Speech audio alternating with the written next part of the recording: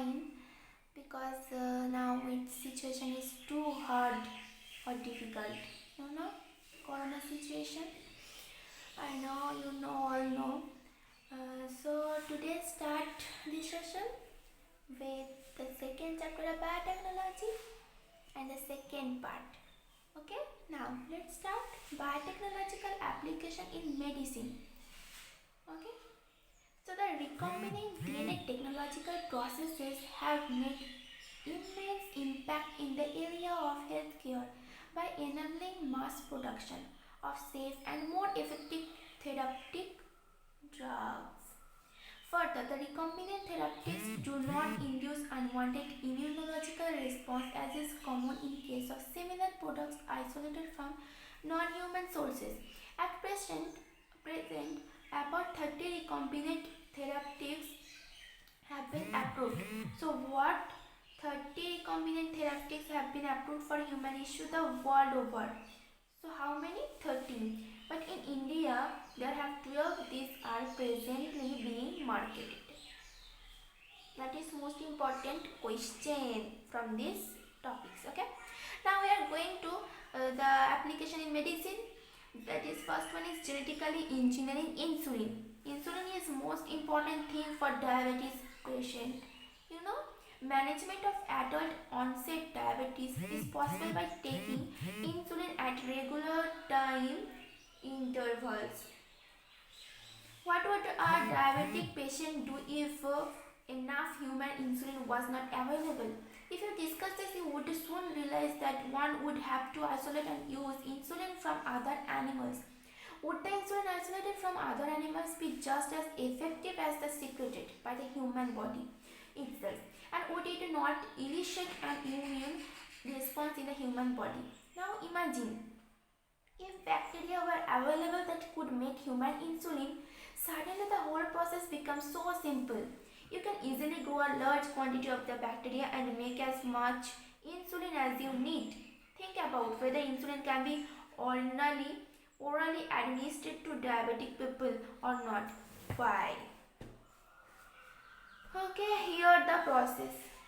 It is the diagram. So how would be to produce genetically engineered insulin? That is insulin used for diabetes was earlier extracted from pancreas or slaughtered cattle and pigs. Insulin from an animal source through caused some patients to develop allergy or other types of reactions to the foreign protein. Insulin consists of two short polypeptide chains, that is chain A, that is most important, and chain B. So they are linked together by disulfide bridges. Yes. In mammals, including humans, insulin is synthesized as a prohormone like a proenzyme.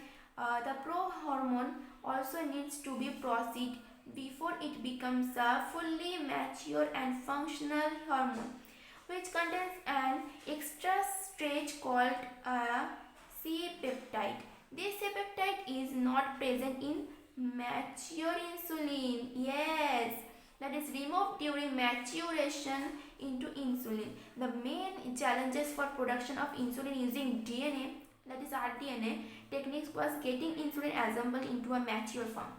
So now in 1983, that is most important line, 1983, Eli Lilly, an American company, prepared two DNA sequences corresponding to A and B chain of human insulin and produced them in plasmid of E. coli to produce insulin chains.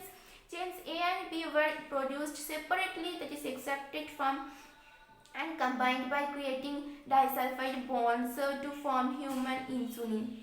Okay. Another thing is gene therapy. So what is gene therapy?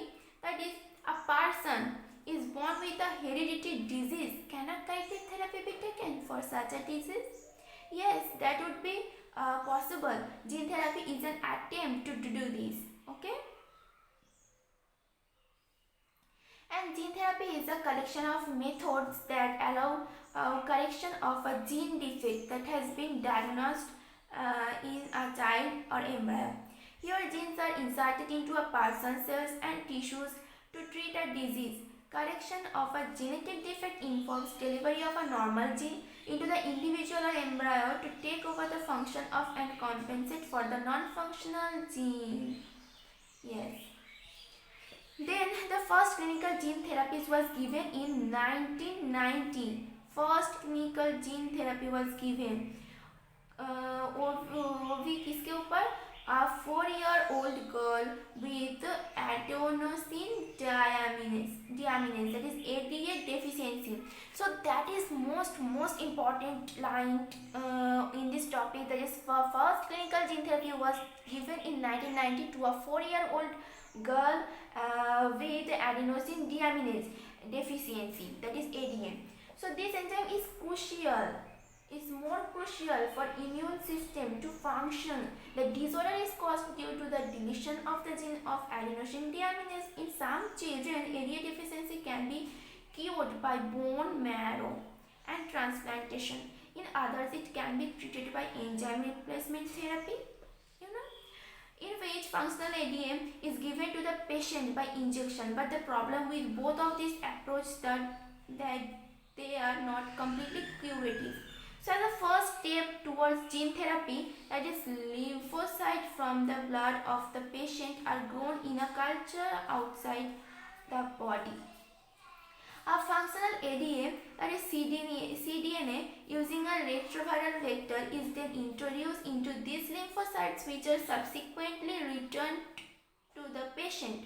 However, as these cells are not immortal, the patient requires a periodic infusion of such genetically engineered lymphocytes. So however, if the genes isolated from marrow cells producing ADA is introduced into cell at early embryonic stage, it could be a permanent cure. Okay, then the third one is molecular diagnosis. So you know that for effective treatment of a disease, early diagnosis and understanding its pathology is very important. Using conventional methods of diagnosis, that is serum and urine analysis.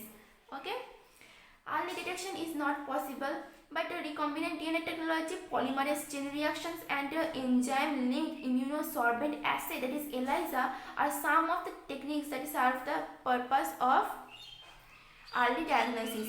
So now you know, in this corona situation, we have detected coronavirus as use PCR. You know, RT-PCR test. Yes, that is the polymerization chain reactions. And also one thing, that is ELISA, that is stands for enzyme linked immunosorbent assay. So these two are more important. Can we explain how PCR can detect very low amounts of DNA? Yes. PCR is now routinely used to detect HIV in suspected AIDS patient. Okay? And also in coronavirus. It is being used to detect mutation in genes in suspected cancer patients too. So it can have detected cancer patient. It is a powerful technique to identify many other genetic disorders. Okay, a single strand DNA or RNA tracked with a radioactive molecular is allowed to hybridize to its complementary DNA in a clone of cells, followed by detection using autoradiography. So a radioactive molecule, that is probe, and it is called detection using autoradiography. So the clone having the mutated gene will hence not appear on the photographic film because the probe will not have complementary with the mutated gene. ELISA is based on the principle of antigen-antibody interaction. Okay, ELISA is what? Antigen-antibody interaction. That is most important line. Infections by pathogen can be detected by the presence of antigens, that is protein, glycoprotein, etc. So our body detecting the antibody synthesized against a pathogen. Okay, that's for today. We have discussed so many things, and in this topic there are most important line which also you could be learn or should be learn. Okay, so thank you. Waiting for me the next session. I will come back soon. Okay.